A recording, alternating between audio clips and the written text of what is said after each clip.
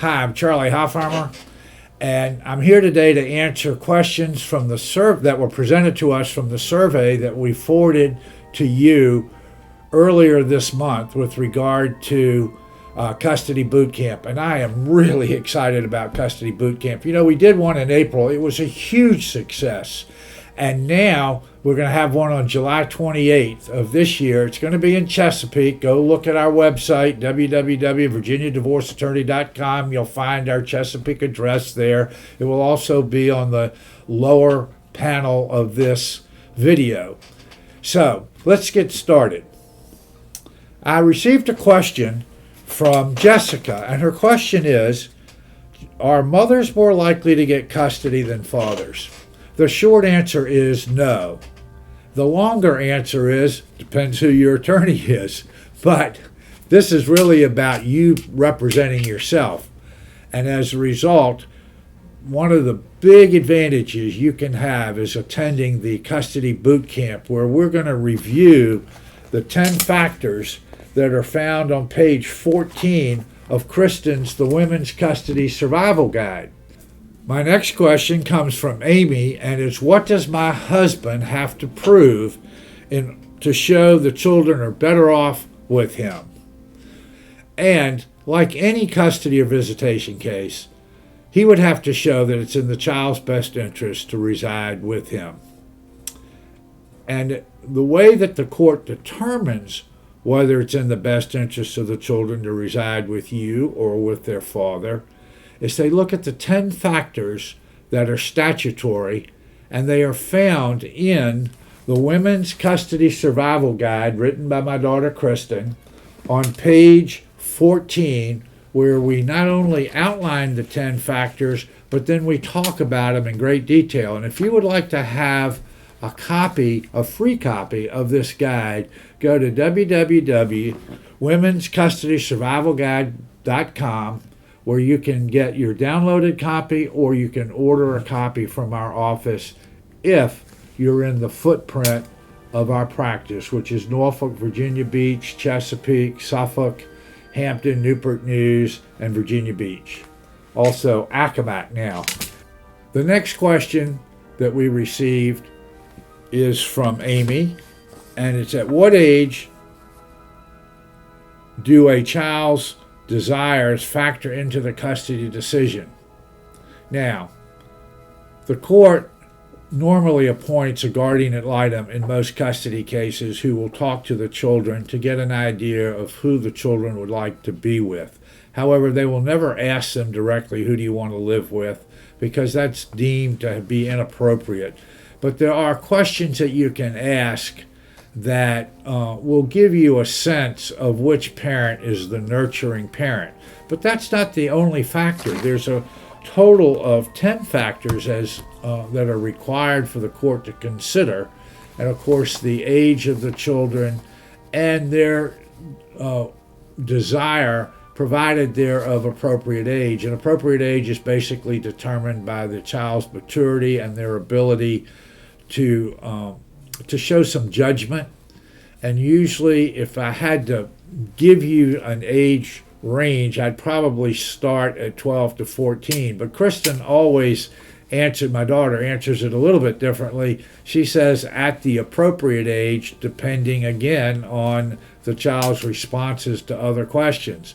So there is no specific age, but as the children become teens and as they get older, they have a bigger say in the outcome of their custody placement. The next question, my husband sends mean emails that portray me very negatively. Does that affect the way a judge makes decisions? Well, hopefully not. And obviously, he's on the other side of a custody case. Generally, dads aren't going to be particularly nice to moms. However, the court is looking to see how the parents get along with each other and how they handle disagreements with each other. And so his sending you mean emails, his sending you mean emails could have a very adverse impact on how the judge views him as opposed to how the judge views you. So I would take it a bit with a grain of salt, and I would be careful not to respond to every email he sends, because just because he says something doesn't mean it's true. There's as in any case, you have to have evidence to prove facts. And somebody saying something doesn't mean in the eyes of the court that that's necessarily a fact. Hope that helps. Next question. What are the odds my husband will get 50-50 custody? That's a pretty tough question, actually, to answer. I don't know that the courts really award 50-50 custody. More often than not, if there's a 50-50 custody arrangement, it's generally a result of an agreement of the parties.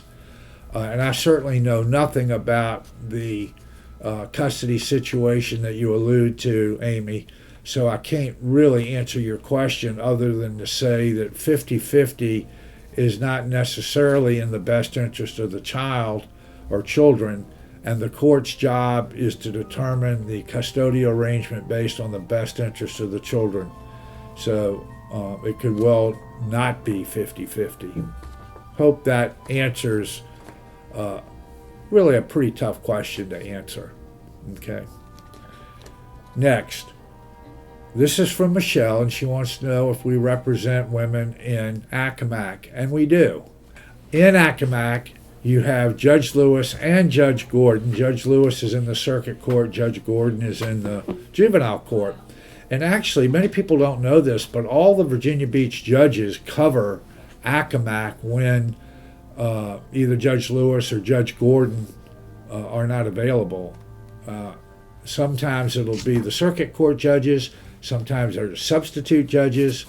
But nonetheless, we do go to Accomack, and Accomack's a terrific place to practice. It's kind of fun to drive up there from Virginia Beach, go over the bridge tunnel, and we like cases up there.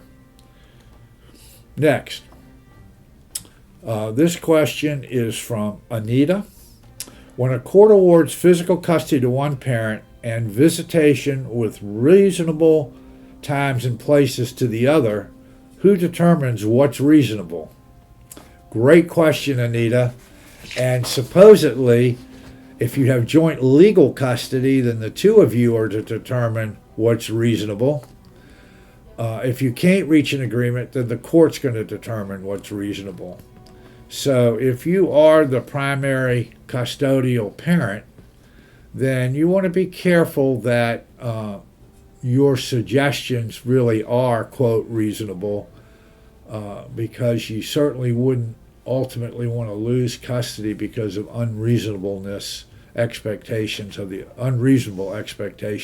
other parent. Kylie sent in the next question. How much child support will I get? Well, Kylie, regrettably, I can't answer the question for you directly. I can tell you that the courts have child support guidelines. They're based on the gross income of both the father of the child and you, and we take each of the gross incomes. There's a formula or a web page where you can actually look up child support, and if you just Google child support Virginia, it will take you to the Virginia website for child support calculations. This next question is from Janae. The question is, what if my child's father won't pay me support? And I'm assuming that we're talking about child support. Then you would have to petition the juvenile court, which is very easy to do. You go down to the court, they'll give you the petition, pretty much tell you how to do it, and you petition for child support. And I'm assuming with that question that there's no orders or agreements in place, written agreements or any court orders. So you would have to go petition the juvenile court for child support, and then based on that, move forward, and the court will determine not only support, but if custody and visitation haven't been determined, they will determine that as well. Now, I've received several of these questions, and basically the question is, can I ask for supervised visitation? And Alicia and Megan and Lucy have all inquired about this supervised visitation. That's a pretty serious matter when you suggest supervised visitation, and the courts are pretty careful about making sure that there really are sufficient grounds, and usually that entails some kind of abuse, more likely physical than emotional, but it could be emotional abuse, before they would require a parent to have supervised visitation. There is a danger in asking for supervised visitation if the court thinks that you're being unreasonably harsh regarding the child's father. And I don't want to deter you from asking, but I think that that's probably worth meeting with an attorney and having a consultation before you necessarily request that outcome. So the court takes abuse seriously, but it's also our experience that from time to time moms have a greater vigilance regarding particularly infant children and have little confidence in the father, whereas the court is more likely to have greater confidence in a young father in his taking care of an infant child. So, tough question. It's always tough to deal with these issues, but I appreciate your inquiring, and certainly at the boot camp, if you want to go into that a little further, we'll be happy to do it. The next question is another tough area. What if my husband takes my children and doesn't bring them back? And this is Faye has asked this question. We've had that happen a couple of times, but I think the threat is made more frequently than the actual occurrence of that event. But if a father did take the child, it would depend on whether there were any orders in place. If there were any orders in place and he was violating the order, then you would show cause him and ask the court to sanction him, or curtail visitation, or do some other extraordinary remedy. Other than that, if there's no orders in place and the father has as much right to the child as you do, then you really have to go into court and petition, at least from a legal point of view, you go into court and petition for custody of the children, but then you have to get him served, so you have to know where he is. If he's truly disappeared with the children, and we really have not had that happen but a few times in the more than 20 years of practice, then obviously it involves the police, it involves private investigators, possibly a lot of other extrajudicial remedies that we would discuss. So if that's a real threat, then again, you probably need to talk to one of our attorneys to discuss in detail why you feel that's a real possibility.